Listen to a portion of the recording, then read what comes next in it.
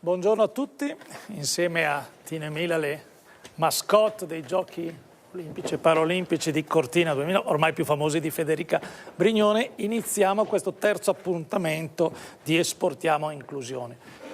I momenti di confronto sul tema della disabilità, dello sport, e oggi il tema che affronteremo è quello del valore intrinseco del campione, e lo faremo con dei protagonisti e degli esperti. Però prima di presentarveli e di entrare nel vivo di questo confronto, abbiamo con noi i musicisti del Conservatorio Steffani di Castelfranco Veneto, che ci accompagneranno e che invito a deliziarsi già con un loro brano musicale. Grazie.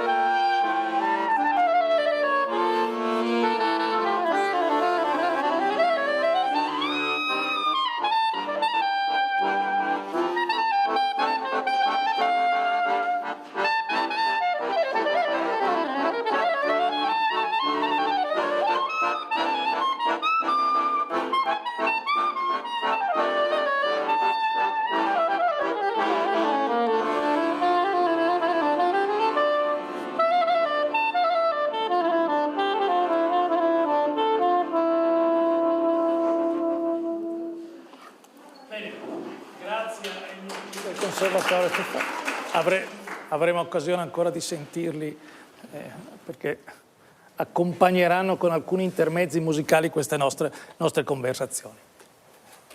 Presento gli ospiti protagonisti, esperti, insomma. Alla mia destra Andrea Giovanni Cutti, che è responsabile del Centro di Ricerca Applicata dell'INAIL. La dottoressa Beatrice Perale, ricercatore dell'Università di Padova. Davide Giorgi, presidente del Comitato Italiano Paraolimpico della Regione Veneto, e due atleti, Nicolò Toscano, rugbista, e Flavio Menardi, bob, recente campione del mondo anche, sottolineiamo, ricordiamolo. Quando diventerete campioni del mondo anche voi del rugby, vi segnalerò. Ecco, esatto, lo diremo. Bene, cominciamo a parlare. Il tema, lo dicevo prima, è il valore intrinseco del campione. Ecco, allora volevo chiedere al responsabile del Centro di Ricerca Applicata dell'INAIL, che siete storicamente protagonisti di questa realtà, nel senso che affiancate da tempo gli sportivi d'eccellenza, non. E che cosa fate? Qual è il vostro impegno? Qual è il vostro lavoro per fare in modo che questo valore intrinseco emerga? Allora, l'istituto, l'INAIL, è legato allo sport paraolimpico ormai da più di 60 anni. La storia inizia, diciamo, verso la fine degli anni 50, quando il professor Maglio è in rapporti stretti col professor Goodman in Inghilterra e dove nasce la sport terapia. Da lì, dal centro paraplegici di Ostia dell'INAIL, nasce l'idea dal professor Maglio di avviare le prime Paralimpiadi della storia nel 1960. Tra le altre cose, il 1960 in generale gli anni 60 sono un periodo molto florido, perché proprio in quel periodo viene anche fondato il centro protesi dell'INAIL, dentro cui appunto c'è anche questa attività. Se vuole ricordare, io sono nato nel 1960. Fantastico, dell'INAIL. Quindi e da lì poi nascono tante innovazioni, tante ricerche e che continuiamo ancora oggi, e appunto una di queste attività di ricerca riguardano proprio lo sport. Allora, l'istituto ha in realtà una politica molto lungimirante a livello internazionale sulle protesi sportive, in generale sulla fornitura di dispositivi tecnici e dell'assistenza della persona a 360 gradi. In particolare abbiamo un regolamento protesico che ci permette di fornire dispositivi anche ad alta tecnologia, anche per lo sport, anche per più sport, per i nostri assistiti. Poi abbiamo una serie di attività che riguardano la formazione, l'avvio alla pratica sportiva, la possibilità per i nostri assistiti di sperimentare più sport, di essere orientati anche in quale sport è preferibile fare anche in funzione del territorio dove sono collocati, perché purtroppo non tutti i territori, lo sappiamo, sono uniformi a livello italiano. E poi abbiamo un'attività molto importante legata al supporto a degli atleti d'élite. Quindi abbiamo una convenzione, un accordo con il Comitato Italiano Paralimpico, che appunto è un po' il fil rouge della partenza degli anni 60, e con cui noi possiamo fare sperimentazione sui dispositivi per lo sport. E le chiedo una cosa, quanti sono gli sportivi d'élite coinvolti da questo progetto? Noi abbiamo 24 atleti a cui si sommano poi atleti che sono anche infortunati sul lavoro. Perché dico questo? Perché i 24 atleti possono essere anche infortunati, avere un'invalidità tipo civile, quindi non necessariamente sul lavoro. Proprio perché noi vogliamo sfruttare l'intelligenza, l'abilità, le necessità anche dei nostri atleti per poi sviluppare indipendentemente da dove origina la loro disabilità, proprio per riuscire ad innovare per tutti i nostri possibili pazienti. Quindi abbiamo un coinvolgimento con 8 federazioni, quindi lavoriamo con l'atletica leggera, col canottaggio, col golf paralimpico, con la parte di sitting volley, col triathlon, e grazie a queste collaborazioni appunto riusciamo a fare sviluppo tecnologico che poi traduciamo nell'attività della vita quotidiana. La nostra storia, siamo molto orgogliosi di questo, noi abbiamo 33 medaglie d'argento, oro, bronzo nel nostro palmarès come centroprotesi, conquistati in tutti questi anni.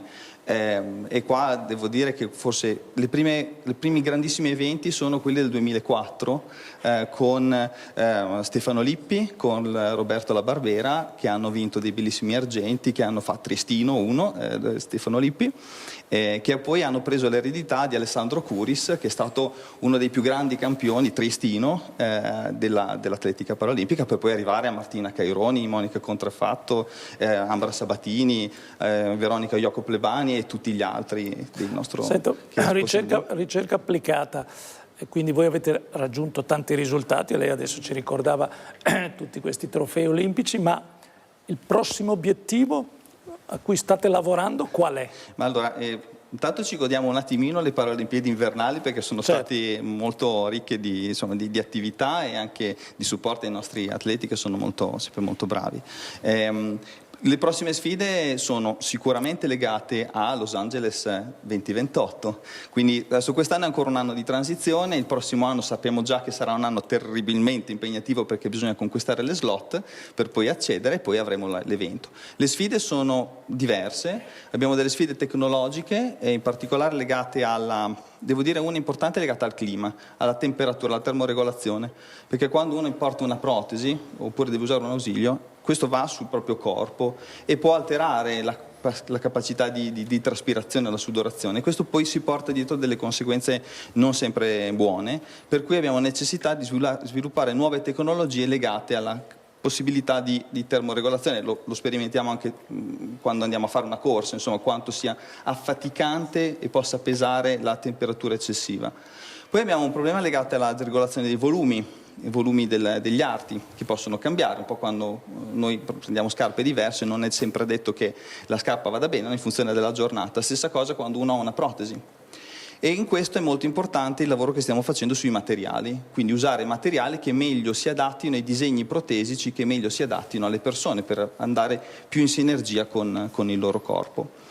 E poi vogliamo anche sensorizzare le nostre invasature, sapere meglio come i nostri atleti usano le protesi. Senta, Quindi, sono molto esigenti questi atleti. sono moltissimo, esigentissimi direi. Adesso glielo chiediamo. Perché in realtà qua si parla di elite, si parla di atleti di altissimo livello, quindi noi dobbiamo essere sempre pronti e, mi permetto una battuta, uno dei nostri valori aggiunti è quello di poter seguire gli atleti sui campi di competizione, perché noi non possiamo provare una protesi stando in laboratorio, noi dobbiamo andare sul campo, è per quello poi che siamo presenti alle Olimpiadi. Per questo è capitato la sfortuna di essere a Cortina. Vabbè, ogni tanto succede. Ci sono delle cose brutte, per cui insomma, venire a Cortina è sicuramente occasione meravigliosa, ovviamente. Grazie mille. Niccolò Toscano, valore intrinseco dello sport del campione, come si fa a farlo emergere? Come si fa a farlo emergere? In uno sport poi come il vostro, il rugby, insomma, intenso. Sì, è uno sport sicuramente intenso. Noi tramutiamo quelli che sono i placcaggi del rugby a 15 negli scontri con le carrozzine. E quindi anche lì, insomma, lo studio delle carrozzine, anche dell'ausilio che utilizziamo noi, è importante che sia efficiente ed efficace e anche resistente, perché gli urti sono colpi molto, molto forti, e sicuramente emerge anche un valore delle persone, degli atleti che praticano questo sport, che è quello comunque di forza, di resistenza, perché è anche uno sport abbastanza faticoso, si rivolge a disabilità che sono molto, molto gravi. Si parla di tetraplegie o comunque di disabilità che prendono almeno 3 di 4 arti, con carrozzine che pesano dai 18 ai 19 kg, insomma, quindi sicuramente ci vuole una grande forza nel giocare, nel fare rugby in carrozzina, ecco, e che fa emergere anche il valore sicuramente di tutti quanti gli atleti che lo praticano. Mi scusi l'ignoranza, qual è la squadra leader a livello mondiale nel vostro sport? Beh, a livello mondiale ci sono nazioni molto, molto attrezzate. Noi come Italia stiamo cercando di seguire quella scia. Le nazioni sono quelle che poi sono forti anche nel rugby 15, la tradizione più o meno è uguale: Inghilterra, Francia, piuttosto che Australia. Ma voi l'Inghilterra l'avete già battuta? Noi l'Inghilterra no, però speriamo di fare come i cugini che di recente hanno vinto contro l'Inghilterra, la prima storica vittoria, insomma. Però ha fatto parte di quella nazionale che ha fatto la sua prima storica vittoria in Irlanda, a casa loro, e battere gli irlandesi a rugby, insomma, per chi magari conosce il rugby, sa cos'è il rugby in Irlanda, è stata una bella soddisfazione, ecco. Senta, che differenza c'è nel vostro ambito tra uno sport di squadra e uno sport individuale? Perché già dovete tener conto di una serie di oggettive difficoltà. La squadra in questo aiuta o impone un lavoro ulteriore?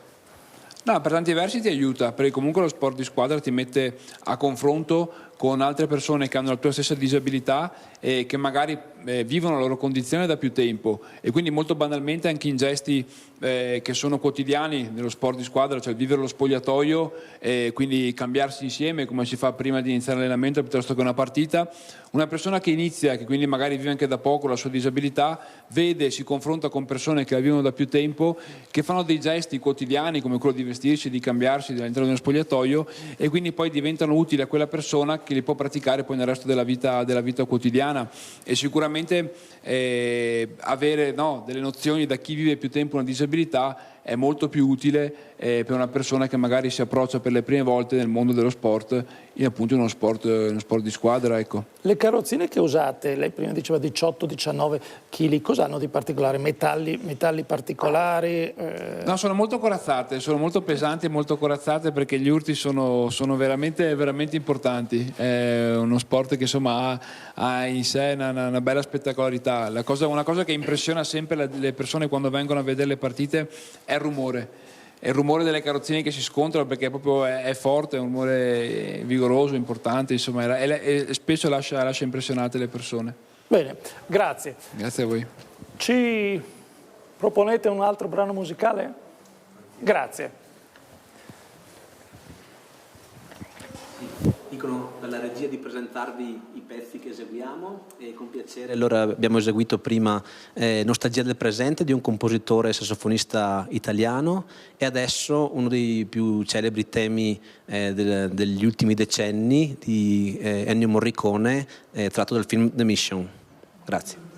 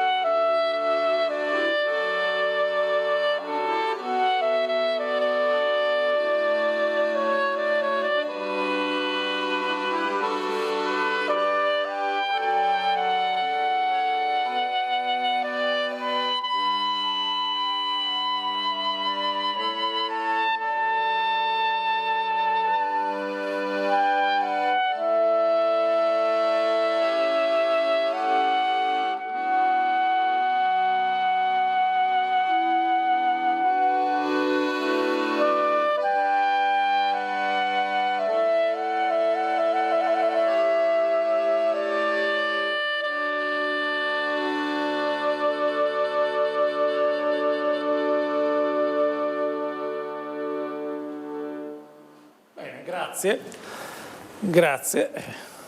Magari poi presentatevi anche personalmente, oltre che i brani. Benissimo.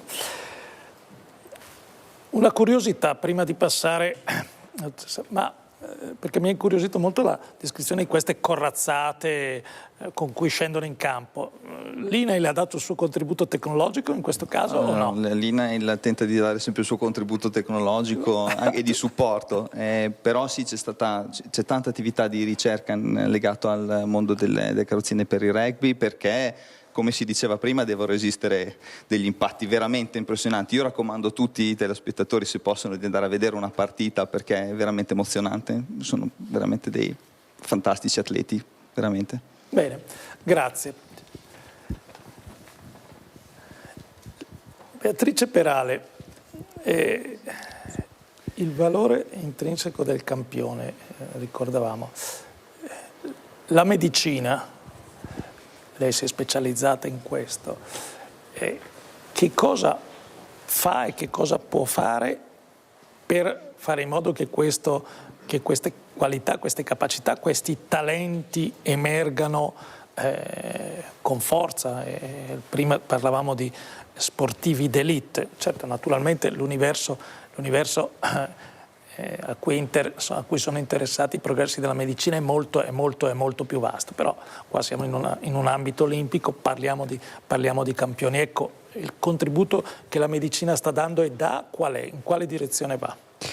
Allora, innanzitutto la medicina è cruciale nel suo ruolo intrinseco, innanzitutto per un aspetto preventivo, nel senso che la medicina, la letteratura ce lo dice, lo sport in sé è terapia. È terapia perché previene tutte le complicanze della sedentarietà, delle malattie metaboliche, dell'obesità, delle retrazioni muscolotendine, oltre che ovviamente essere un meccanismo di inclusione sociale per questi atleti. Quindi il nostro ruolo come medici è quello sicuramente di incentivare lo sport nei termini dello sport terapia, ma il nostro ruolo e soprattutto il ruolo nostro come riabilitatori è proprio quello di accompagnare questi atleti dalla fase post-acuta, che è una fase molto delicata, una fase di recupero e di riabilitazione, ma anche successivamente, perché questi atleti necessiteranno inevitabilmente di ausili per sopperire un po' alla loro menomazione,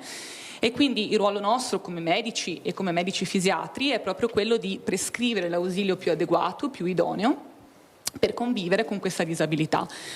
Però la medicina può dare un contributo molto importante anche in una fase successiva, in quanto reintrodurre comunque il soggetto con disabilità allo sport vuol dire ridargli, comunque da un punto di vista psicologico e sociale, un boost incredibile, cioè queste persone si risentono comunque parte di una società, si sentono emancipati, si sentono comunque compresi nel contesto di una squadra e di un contesto sportivo. Quindi è fondamentale incentivare in una fase postuma, ad una fase insomma traumatica, il reinserimento in un contesto sportivo. Non solo, appunto, come dicevo, per lo sport terapia e per tutto quello che lo sport può dare per i benefici appunto fisici, ma poi per tutto l'aspetto invece psicologico, che poi in realtà è interconnesso. Quindi direi che il nostro ruolo in questo senso è cruciale, e anche per indirizzare poi, come diceva anche l'ingegner Cutti, proprio il soggetto con una menomazione, quindi con una disabilità, a quello che è lo sport più idoneo per la loro disabilità, perché anche a parità di menomazione non tutti gli atleti sono uguali. Ma per un fatto fisico, per un fatto psicologico, per tutte e due le cose? Sono atleti d'élite, è vero, cioè sono atleti che per noi è una sfida trattare e curare, perché nonostante appunto possono anche aver avuto lo stesso evento traumatico, ma potrebbero non aver avuto la stessa lesione, ma anche a parità di lesione potrebbero non avere le stesse condizioni fisiche. Ogni organismo in realtà è diverso e si adatta in maniera diversa alla disabilità. Cioè, le faccio una domanda. Quando si parla di atleti d'élite in senso generale, oggi il supporto psicologico, il mental coach, è quasi più importante del classico allenatore. Questo vale per tutti. Succede anche, è così importante anche nella dimensione paraolimpica? Direi di sì. Direi che non esiste beneficio fisico se non c'è un beneficio psicologico. Le due cose sono strettamente interconnesse, soprattutto in atleti, non solo negli atleti amatoriali, ma anche negli atleti insomma paralimpici, insomma, quindi quelli che vediamo oggi, soprattutto perché la condizione in cui versano molto spesso è impattante dal punto di vista psicologico, quindi bisogna sicuramente aiutarli da questo punto di vista per poter anche ottimizzare la loro prestazione sportiva. E questo è particolarmente difficile? È molto difficile. Cioè, nel senso, perché ovviamente ci sono delle resistenze oggettive da superare. Certo, non è facile per un atleta o anche per una persona che non era un atleta trovarsi in una condizione completamente diversa e quindi dover fare i conti un po' con una menomazione, che può essere un'amputazione, può essere una mielolesione. Cioè, le disabilità sono molteplici, e quindi io direi proprio che il nostro ruolo come medici fisiatri, come medici riabilitatori, è proprio quello di cercare di trasformare questa difficoltà in una risorsa. E quale miglior risorsa dello sport?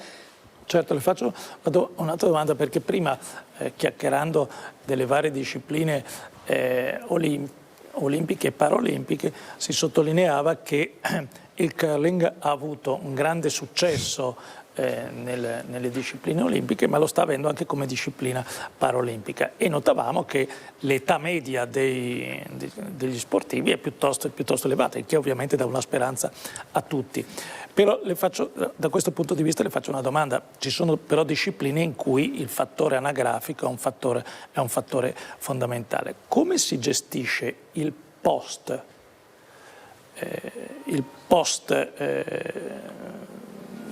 attività sportiva d'élite? Ma me lo dice dopo, perché adesso c'è la pubblicità. Bene. Me la sono cavata. Dicevamo il poi, parlavamo di supporto psicologico oltre che fisico agli atleti. Ecco, i tempi di recupero in questo ambito che peso hanno, che importanza hanno e che difficoltà anche impongono a chi poi deve gestirli come voi, insomma, insieme agli atleti. Certo, la letteratura su questo è molto chiara, cioè i tempi di recupero di un atleta con una disabilità, un atleta paralimpico, sono e devono necessariamente essere superiori rispetto a quelli di un atleta normodotato, e questo perché inevitabilmente compiono uno sforzo fisico maggiore. Basti pensare ad un atleta che gareggia con una protesi, questo ovviamente impatta moltissimo sul lavoro cardiaco, sull'aspetto cardiovascolare. O basti pensare ad un atleta che spinge una carrozzina, c'è ovviamente una fatica estrema, insomma, durante le ore di gioco. Tanto è vero che questi atleti molto spesso sono soggetti anche a una maggior traumatismi e maggior sindromi da sovrautilizzo, cioè gli atleti in carrozzina sono atleti che generalmente, proprio per il movimento intrinseco della carrozzina, tendono a sollecitare in maniera eccessiva, ad esempio, l'articolazione di spalla, e quindi anche per questo sono necessari dei tempi di recupero maggiori per cercare di prevenire molto spesso queste sindromi da overuse. Noi infatti stiamo proprio facendo uno studio con l'Università di Padova su delle paratleti e atleti appunto di curling, in quanto stiamo proprio andando a studiare, stiamo facendo un'analisi biomeccanica proprio dell'attivazione dei muscoli nel cingolo scapolare. Okay? La letteratura su questo è ancora un po' scarsa, quindi attraverso degli elettrodi di superficie, attraverso dei test clinici, stiamo cercando di capire quali effettivamente siano i muscoli maggiormente coinvolti e se esistono effettivamente in questi soggetti dei pattern disfunzionali e come variano questi pattern nel tempo. E questo per noi è cruciale perché ci permette di intervenire in maniera preventiva su quelle che possono essere delle sindromi da sovrautilizzo. Quindi tutta la fase post-sportiva è fondamentale, il riposo, il recupero, molto di più forse di un atleta normodotato. Grazie. Recupero, ma anche percorsi. Flavio Menardi, campione mondiale paraolimpico di bob, un celebre cronista di ciclismo di un tempo ti avrebbe definito enfant du pays, nel senso che questa è la tua terra. Come si diventa campioni del mondo di bob? Cioè, come hai fatto a trovare la forza, le energie e anche la determinazione per raggiungere un risultato di questo genere? Che peccato non sia una disciplina olimpica, però insomma intanto il campionato, questa è un'altra storia. No, sicuramente è un lavoro che parte da tanti anni fa. Infatti noi abbiamo iniziato nel 2016 questo percorso e inizialmente è stato molto dura, soprattutto perché il nostro non è uno sport molto, diciamo, fisico, dove, diciamo, la parte, non so, per le spalle così magari non è come nel suo, non è così sollecitata, però mentalmente è uno sport veramente impegnativo, in quanto una gara si svolge normalmente di Coppa del Mondo su 2 manche e sbagliarne una vuol dire perdere la gara. Quindi in quel minuto la testa deve essere esclusivamente e totalmente concentrata su quel momento. Da questo punto di vista è sicuramente difficile, però anche ti permette di avere tantissima gente che lo pratica, che non sia magari estremamente fisica o che abbia delle difficoltà fisiche diverse dalle altre. Quindi nel momento che una persona muove le braccia e usa, diciamo, la testa, può venire a fare il nostro sport. Quindi è molto equo e per tutti. Senti, che velocità raggiungete voi in pista? Allora, dipende molto dalle piste, da dove si trova, come uno guida anche, questo cambia molto. Vabbè, allora diciamo un campione del mondo a che velocità arriva? Dai, diciamo sui 130-135 km/h e noi arriviamo al massimo, non andiamo tanto forte rispetto ai normo, però comunque il collo, la testa c'è una pressione molto forte nelle curve, si arriva a 3-4 G di pressione nelle curve, quindi comunque la testa deve essere molto pronta e allenata, i riflessi, tutta quella componente che magari non si vede fisicamente ma deve essere al top per poter fare una prestazione, diciamo, d'élite. Certo, senti, prima quando non c'era ancora Sliding Center, che adesso c'è, poi ti chiederò un giudizio su questa tanto contestata pista da bob. Per gli allenamenti come facevate? Allora si va in giro, è Certo. una buona parte divertente questa, si va in giro per l'Europa. Cioè, peccato che abbiamo fatto la... No, questo non si può assolutamente dire.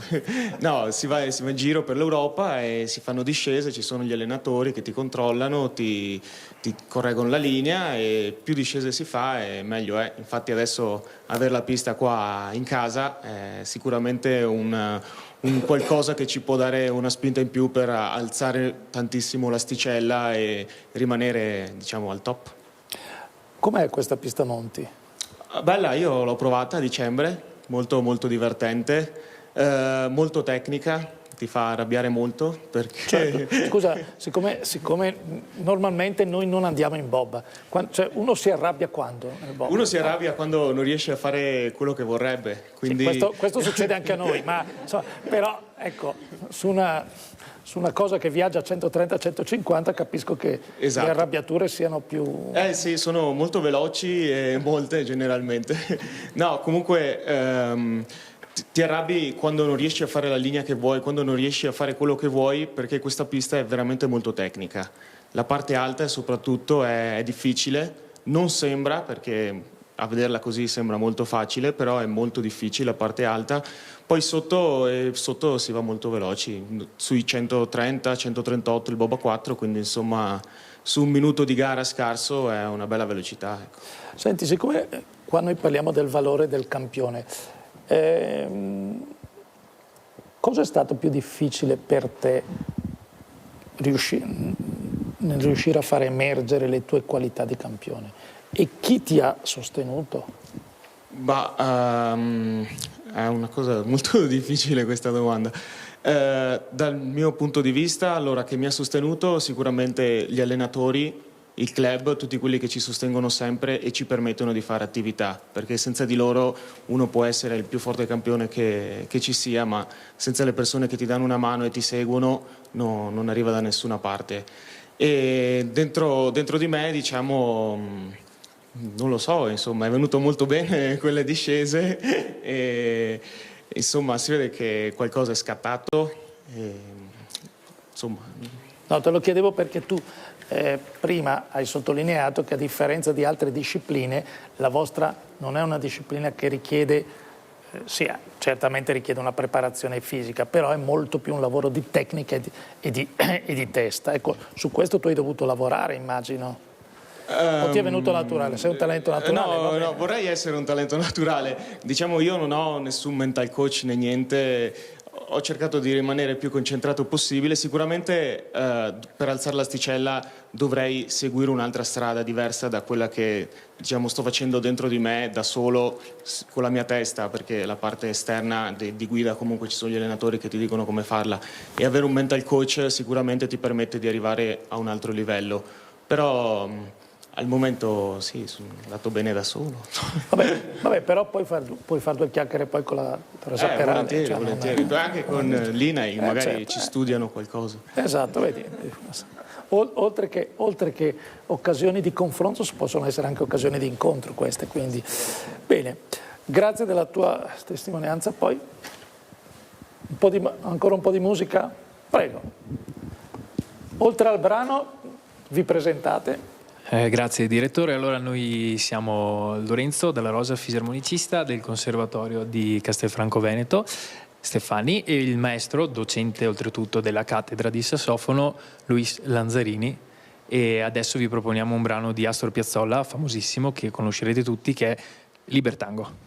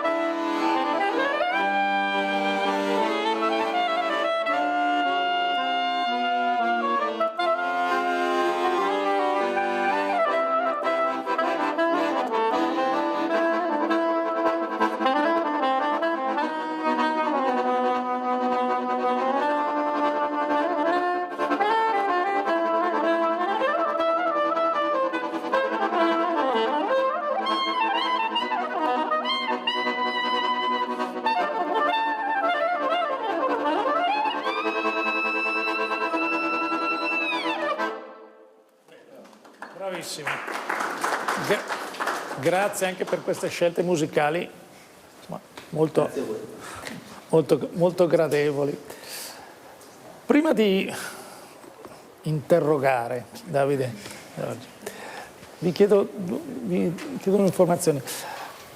Quanti sono gli atleti nelle vostre singole specialità? Cioè, quanti sono i rugbisti nel rugby paralimpico e quanti bob? Allora, in Italia ci sono, è uno sport che in Italia è nato nel 2011 e in Italia ci sono 9 squadre e insomma gli atleti sono un'ottantina, insomma sono più o meno di una decina a squadra, ecco, insomma tra gli 80 e 90 atleti. Perché in insomma. campo quanti andate? Giochiamo 4 contro 4. 4 contro 4. No, noi sfortunatamente siamo molto pochi rispetto a loro. Le gare si svolgono su una ventina di atleti da 15-16 nazioni diverse. In Italia siamo 3, eravamo 4-5, qualcuno si è ritirato, qualcuno ha scelto altri sport e niente. Però puntiamo a crescere sempre di più e attirare più persone sicuramente. E anche nel bob le nazioni leader sono quelle che tradizionalmente sono leader nel bob tradizionale? Sì, più o meno, a parte la Germania che è la nazione leader in assoluto, che da noi no, è proprio il contrario. C'è l'America che è molto forte, la Svizzera, noi siamo molto organizzati, ci sono altre nazioni anche piccole, c'è il Sudafrica che comunque si difende molto bene, e invece altre nazioni che magari di spicco con i normodotati non sono molto ancora presenti nel nostro sport, ma questo sicuramente per per non essere paralimpici, ecco, certo. Questo è sicuramente uno dei grossi nostri problemi. Ho capito, ma c'è la speranza che diventiate uno sport? Beh, la speranza è l'ultima a morire, però insomma... Però dico, vabbè, ma voglio noi dire, puntiamo a quello sì, nel 2030, questo per definizione. Insomma. Bene. Giorgi, lei è il presidente del Comitato Italiano Paralimpico del Veneto. Adesso ovviamente c'è una vetrina eccezionale perché le Olimpiadi, tra l'altro Olimpiadi che stanno vedendo l'Italia ottenere grandi risultati, ma c'è anche una elevatissima attenzione.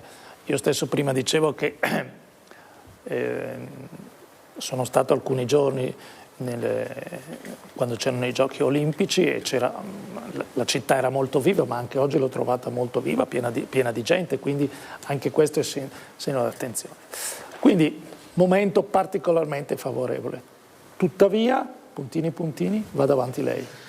Puntini, buongiorno a tutti. Grazie direttore della domanda, perché noi abbiamo un movimento straordinario. Il Comitato Paralimpico, che è nato nel 2017, ricordo, è un ente pubblico proprio con legge dello Stato, che ha il compito di avviare allo sport tutto il mondo della disabilità, quindi fisica, ma anche intellettiva, che sono la stragrande maggioranza, certo. Sensoriale. E ha un compito importante, quello di affermare quello che adesso è anche un diritto all'interno della Costituzione del 2023, articolo 13, portare a far sport tantissime persone con disabilità. Abbiamo un alto livello che è eccezionale. Io voglio condividere la medaglia di ieri veneta di De Silvestro perché insomma è stata eccezionale e ci ha veramente fatto gioire. Ma ne abbiamo tanti di alto livello con il Veneto. Rappresentiamo il 30% del medagliere nazionale noi. Però dall'altra parte abbiamo un movimento che è troppo poco, troppo piccolo. Siamo eccezionali nell'alto livello, ma nella promozione non abbiamo i numeri che meritiamo. E qua abbiamo un obbligo noi come comitato, quello di sollecitare la parte pubblica, perché in questa partita, quella dell'avviamento, noi ci giochiamo tantissimo. Abbiamo sentito prima dall'INAI, il movimento è nato all'interno di un ospedale riabilitativo. Lo sport terapia è all'interno di tutte le agende politiche del mondo. Noi vorremmo che anche in Italia questo potesse accadere. Perché lasciare alla sola famiglia con ragazzo disabile l'onere di avviare allo sport sono costi importanti.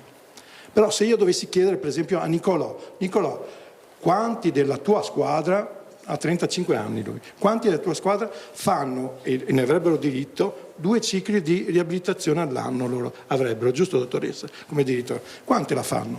Nessuno. E perché?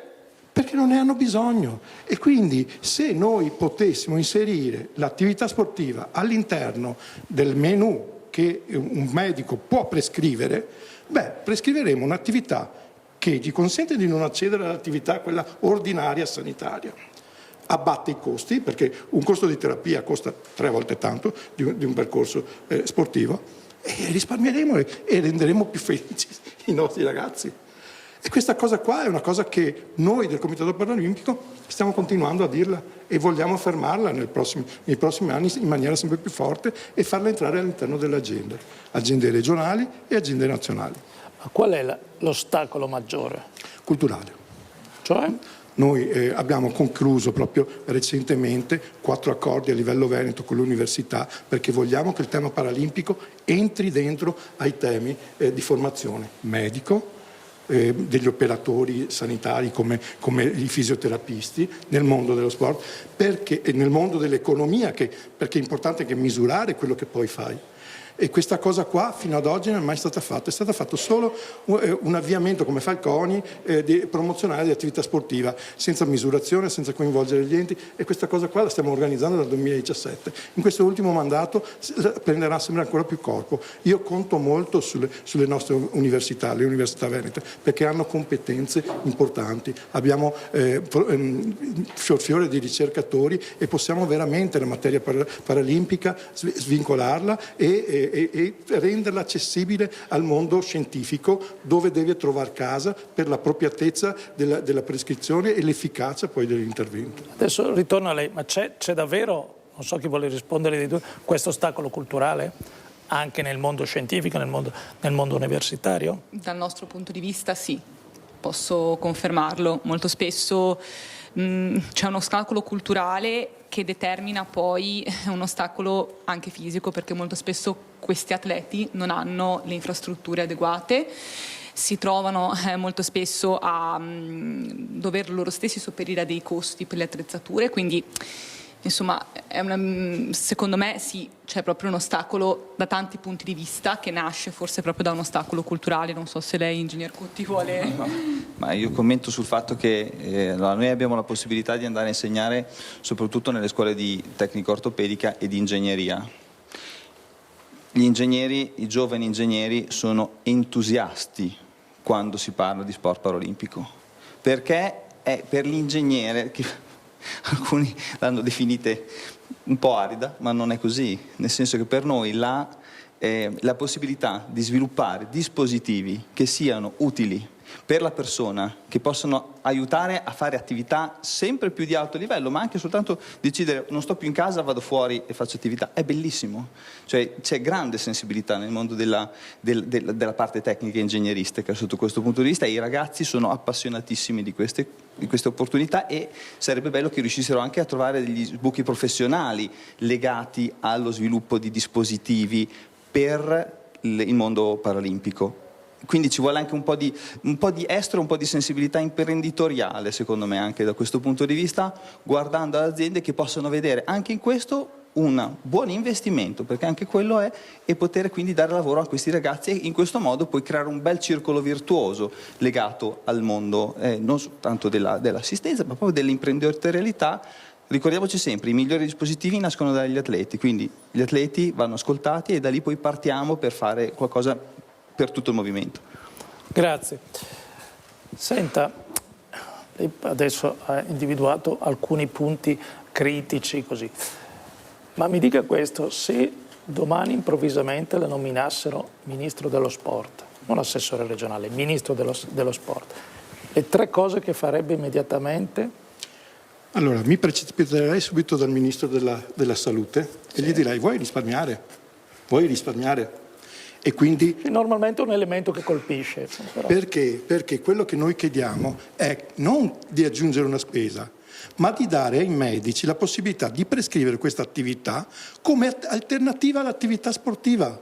Quindi noi passiamo da un 880 euro che costa 2 cicli di abitazione complessa, oggi a nomenclatore, passiamo a 400, 500. Quindi gli direi: guarda, c'hai un'occasione grandissima.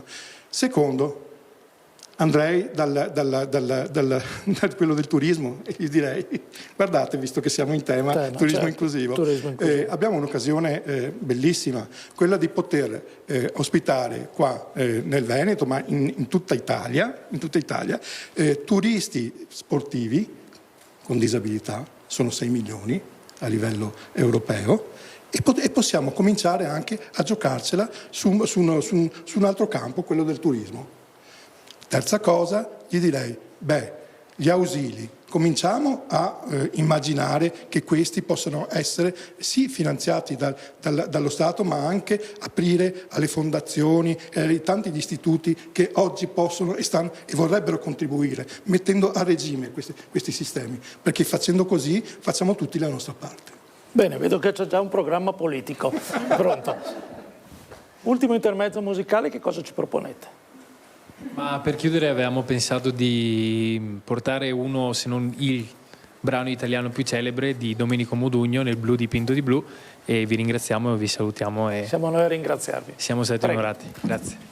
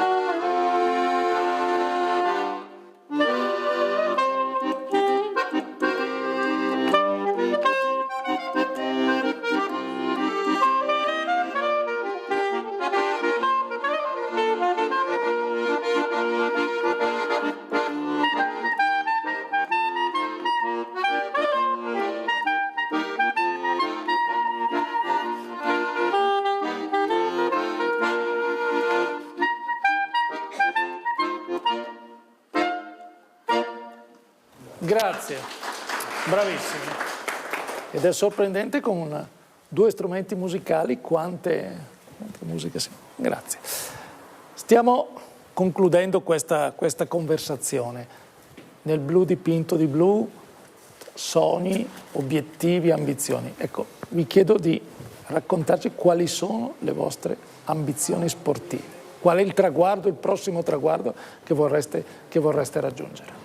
Ma vabbè, insomma, il sogno di ogni sportivo, soprattutto paralimpico, è quello un giorno di partecipare a una Paralimpiade. Io mi auguro che un giorno il rugby in carrozzina possa arrivare a competere in una competizione così importante, una Paralimpiade. Spero ancora di farne parte, perché insomma, come ricorda il Presidente, ho 35 anni e poi insomma la carriera è ancora lunga, ma non troppo, non tanto.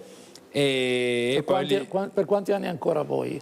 Non so, finché reggono le spalle, ma qui dopo la dottoressa magari darà qualche consiglio. Che previsione possiamo fare? Qualche consiglio utile, ecco. È ancora lunga. Ok, ancora lunga, perfetto.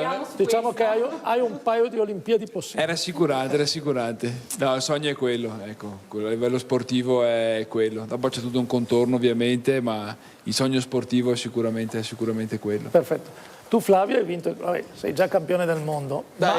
Sì, quello di riuscire anch'io a rientrare come lui alle Paralimpiadi e nel lungo periodo, diciamo, e nel breve di far bene anche la prossima stagione, insomma, che è alle porte a novembre, così si rinizia, quindi continuare sull'onda di quest'anno, ecco. Quante gare fai ogni anno? Ma noi generalmente abbiamo 8 gare in giro per l'Europa, più i mondiali a fine stagione e gli europei. Bene. Un'ultima domanda. Lei